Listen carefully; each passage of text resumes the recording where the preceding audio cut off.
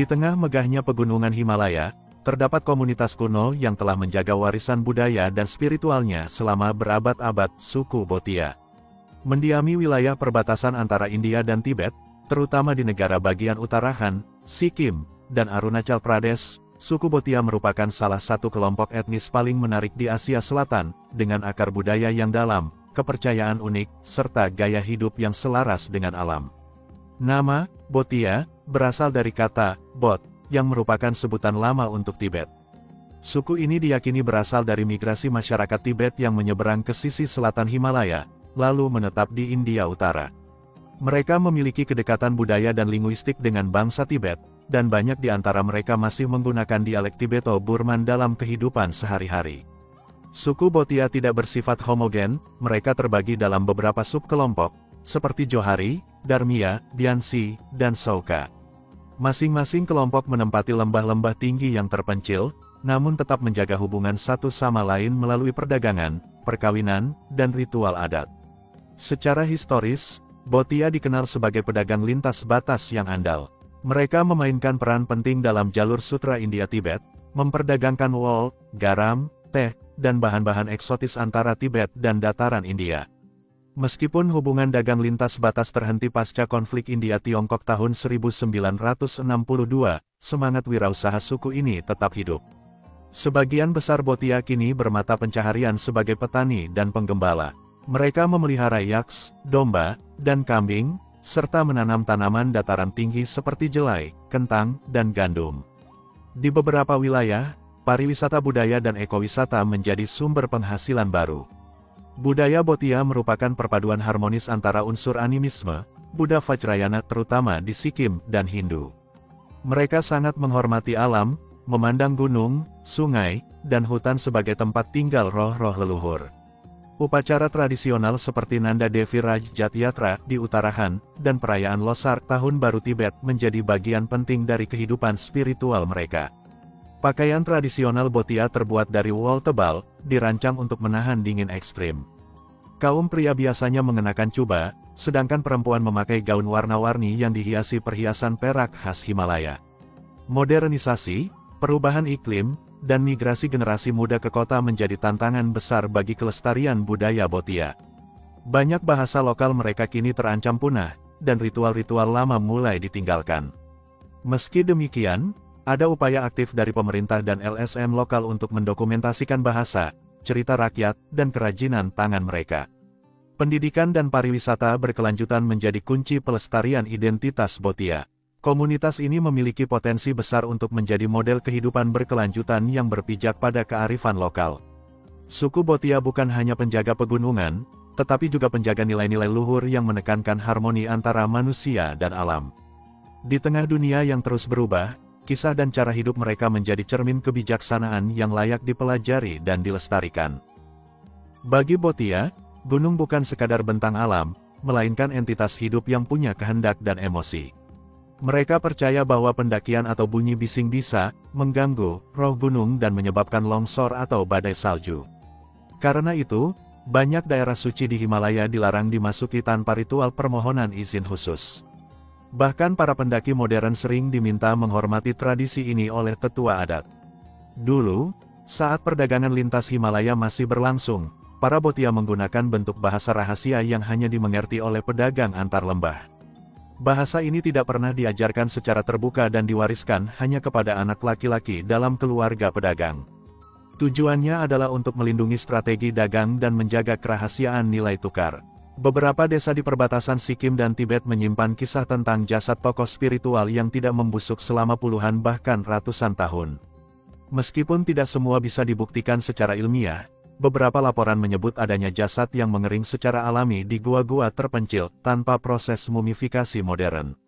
Fenomena ini dipercaya sebagai pertanda pencapaian spiritual tertinggi. Suku Bhotia memelihara anjing gunung yang disebut Bhutia Mastiff, yang dipercaya mampu mendeteksi bahaya supernatural seperti roh jahat atau kutukan. Dalam beberapa tradisi, jika anjing menggonggong ke arah tertentu pada malam hari, warga akan menunda perjalanan atau upacara penting. Anjing ini juga tidak dijual sembarangan karena dianggap sebagai bagian dari penjaga spiritual komunitas. Salah satu tradisi paling misterius adalah ritual membaca retakan atau pola es yang terbentuk di danau-danau tinggi.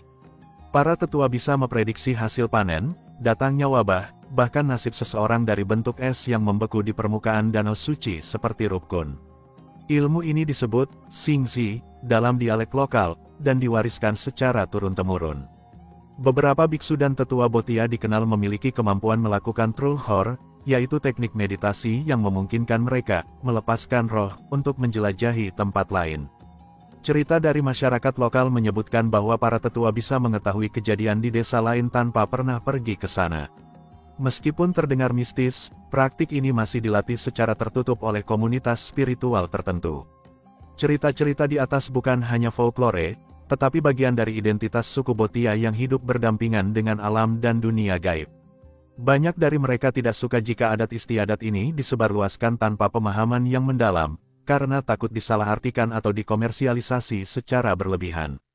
Meskipun dunia semakin terbuka dan modern, suku Bhotia membuktikan bahwa ada nilai dalam menjaga rahasia, kesakralan, dan kehormatan atas hal-hal yang tak bisa dijelaskan sepenuhnya oleh ilmu pengetahuan. Suku Bhotia bukan hanya bagian dari sejarah Himalaya, tapi juga penjaga kearifan kuno yang mengaburkan batas antara dunia nyata dan spiritual. Keunikan aneh, mereka adalah harta karun budaya yang patut dihormati dan dilestarikan. Hidup di ketinggian lebih dari 3.000 meter di atas permukaan laut bukanlah hal mudah. Suhu bisa turun drastis hingga di bawah nol, oksigen tipis, dan akses ke dunia luar sangat terbatas. Namun suku Bhotia telah berhasil menyesuaikan diri selama berabad-abad, bahkan menjadikan lingkungan ekstrim itu sebagai bagian dari identitas dan kekuatan mereka. Secara fisik, Bhotia dikenal memiliki paru-paru yang lebih besar dan kapasitas oksigen yang lebih tinggi dibanding orang dataran rendah. Ini membantu mereka bertahan dalam udara tipis pegunungan. Dari sisi gizi, mereka mengandalkan makanan berkalori tinggi seperti sampat, tepung jelek kentang, daging yak, dan mentega. Teh mentega Tibet Bocha adalah minuman harian yang memberi energi dan membantu menjaga suhu tubuh. Rumah Bhotia dibangun dari batu dan kayu lokal, dengan dinding tebal dan atap rendah untuk menghemat panas. Di beberapa wilayah, rumah dibuat semi bawah tanah untuk perlindungan tambahan dari angin dan salju.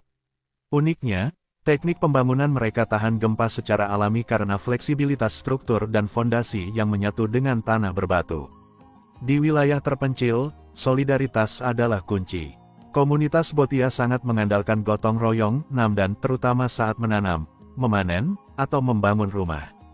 Jika satu keluarga kesulitan, seluruh desa bisa ikut membantu, tanpa mengharapkan imbalan. Ikatan sosial yang kuat juga menjaga stabilitas di musim dingin ketika desa terkunci oleh salju dan pasokan luar sulit masuk. Bhotia dikenal sebagai navigator ulung. Mereka hafal jalur pegunungan, waktu terbaik untuk melintas, tempat-tempat aman untuk beristirahat, bahkan lokasi tumbuhan obat di lembah-lembah tersembunyi. Pengetahuan ini diwariskan secara lisan dan menjadi bagian penting dari kehidupan sehari-hari. Banyak dari mereka yang menjadi pemandu profesional bagi pendaki gunung atau ekspedisi ilmiah karena keahlian ini. Dalam menghadapi lingkungan keras, Bhotia hidup dengan prinsip keseimbangan. Mereka hanya mengambil apa yang dibutuhkan dan tidak merusak hutan atau meracuni sungai. Mereka memanen kayu dan rumput secara bergiliran untuk memberi waktu generasi. Banyak pula yang mempraktikkan pertanian organik, tanpa pupuk kimia atau pestisida, karena tanah mereka dianggap suci. Sebelum salju turun, seluruh desa bersiap, mengeringkan daging dan sayuran, menyimpan jelai dalam wadah batu, menumpuk kayu bakar, dan memperbaiki pakaian wol. Mereka bahkan membuat perhitungan spiritual berdasarkan kalender bulan untuk menentukan kapan waktu terbaik mengisi lumbung. Musim dingin bukan sekadar waktu bertahan, tapi juga saat untuk introspeksi, meditasi, dan mempererat hubungan keluarga. Bagi suku Bhotia, bertahan hidup bukan hanya soal fisik, tapi juga spiritual. Mereka meyakini bahwa kelangsungan hidup tergantung pada hubungan harmonis dengan roh alam, leluhur, dan satu sama lain. Oleh karena itu, kehidupan mereka tidak hanya tangguh, tapi juga penuh makna. Sebelum menjadi bagian dari mozaik budaya di pegunungan Himalaya India, suku Bhotia telah melewati perjalanan panjang yang kaya akan dinamika sejarah, migrasi, dan akulturasi. Untuk memahami siapa mereka hari ini, kita perlu menelusuri jejak masa lalu yang membawa mereka dari dataran tinggi Tibet ke lembah-lembah terpencil di India Utara. Kata Bhotia berasal dari istilah Bot, sebutan kuno dalam bahasa Sanskerta untuk wilayah Tibet. Banyak sejarawan dan antropolog percaya bahwa leluhur Bhotia bermigrasi dari Tibet Selatan menuju kawasan Himalaya India sekitar abad ke-9 hingga ke-14. Migrasi ini terjadi karena berbagai alasan, mulai dari perubahan iklim, tekanan politik dari kerajaan Tibet, hingga pencarian padang penggembalaan baru. Mereka membawa serta budaya Tibet, termasuk bahasa, sistem sosial, praktik pertanian dataran tinggi, dan tentu saja, keyakinan spiritual berbasis Buddhisme Vajrayana serta animisme lokal. Setibanya di wilayah India Utara, para migran Tibet ini tidak langsung menjadi Bhotia, seperti yang kita kenal sekarang. Mereka berinteraksi dan bercampur dengan komunitas lokal di lembah-lembah tinggi, terutama di utarahan Kumaon dan Garhwal, Sikkim, dan Arunachal Pradesh. Dalam proses asimilasi ini, terjadi percampuran budaya, unsur-unsur Hindu masuk ke dalam kehidupan Bhotia, terutama di wilayah utarahan. Sementara di Sikkim, identitas mereka tetap lebih kental dengan tradisi Buddhisme Tibet. Bahasa lokal pun mulai berkembang, menggabungkan dialek Tibet dengan unsur dari bahasa Indo-Arya dan Pahari. Puncak kejayaan Bhotia terjadi antara abad ke-17 hingga pertengahan abad ke-20, saat mereka menjadi pedagang lintas batas utama antara Tibet dan India. Mereka dikenal sebagai orang gunung yang membawa kekayaan dari utara. Setiap tahun, mereka melakukan perjalanan musim panas ke Tibet untuk berdagang wool, garam, dan produk hewani, lalu kembali ke India dengan teh, gandum, dan bahan kain. Jalur perdagangan ini dikenal dengan sebutan Trans-Himalayan Trade, dan menjadi fondasi ekonomi utama bagi komunitas Bhotia. Pada masa pemerintahan Inggris di India, suku Bhotia mulai dikenali secara administratif.